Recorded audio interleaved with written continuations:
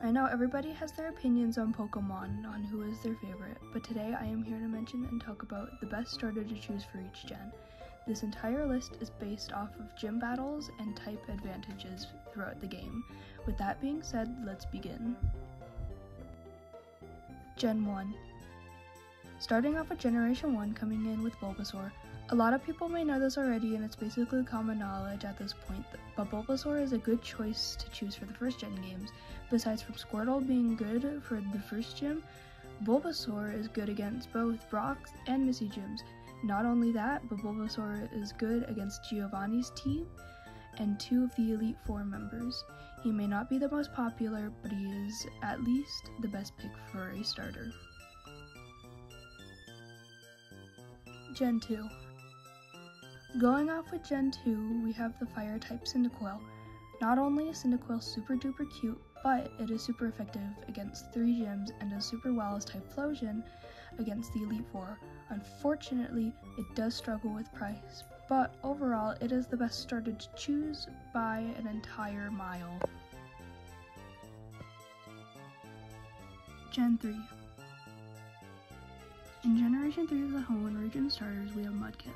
This is a tricky answer based off of the other starters, since they are all good, great even, but there's one that just takes the top, which is Mudkip. Thanks to its water-ground typing combo, Mudkip is super effective against 3 gyms and deals an enormous amount of damage for Tate and Lisa's Rock and Psychic duo. Not only that, but Swampert is incredibly good against the champion, Steven Stone, whose team mainly consists of rock types. Swampert is also good against Team Magma, and Team Aqua's attacks go unaffected towards Swampert, healing it even. Therefore, Mudkip would be the best choice. Gen 4. In a lot of people's eyes, the Sinnoh starters seem bad compared to the other starters. Not in my eyes. Now, there would be a clear answer to this, but there really isn't. Chimchar just takes the cake by an itty-bitty little bit. While Piplup and its evolutionary line is super effective to 1 gym leader and 2 Elite Four members, Chimchar and Turtwig are good against 3 gym leaders and 1 Elite Four member each. Chimchar gets a slight edge because it doesn't have any 4 times weaknesses, which makes Chimchar the best starter by a little bit. Gen 5. Diving into Generation 5 starters, Tepig has an immediate advantage over the other starters. Thanks to its fire and fighting type combo, it beats Snivy and Oshawott evolutionary line, which stays pure grass and pure water typing.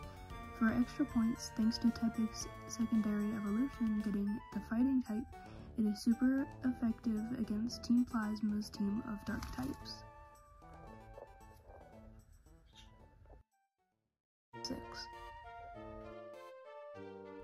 In people's opinions, just for like the Galar Pokemon starters being underwhelming, they agree that the Kalos starters are underwhelming as well. But ignoring the design, the best choice would be Froakie. In reality, for the Kalos League, Fennekin would be the best to choose, being good against 3 of the gym leaders and 1 Elite Four member. But when you are able to choose a Kanto starter after you battle the Professor, you are able to choose Charmander, which goes along nicely with Greninja during the Elite Four, since compared to Delphox, they take care of 2 Elite Four members, already excluding the gym leaders. Gen 7. In all reality, the Gen 7 starters are slow, but excluding that reasoning for not choosing a starter, Popplio is the best for gameplay. Fairy types are one of the best Pokemon types introduced in Gen 6, and in the Alola region, it is an amazing typing. Even though Popplio and Brionne are pure water types, they are able to learn fairy type moves. Popplio and its evolutionary line sweep the fire and dragon trials, and is super effective against 3 of the 4 Kahunas. Moving on to Generation 8, out of the 3, Scorbunny would be the one to choose. It has amazing speed and attack, and just every other stat is above average. Cinderace gets 2 signature moves, and 1 is an incredibly overpowered Pyro Ball. In the Galar League, Scorbunny is good against the first gym, yet weak to the second.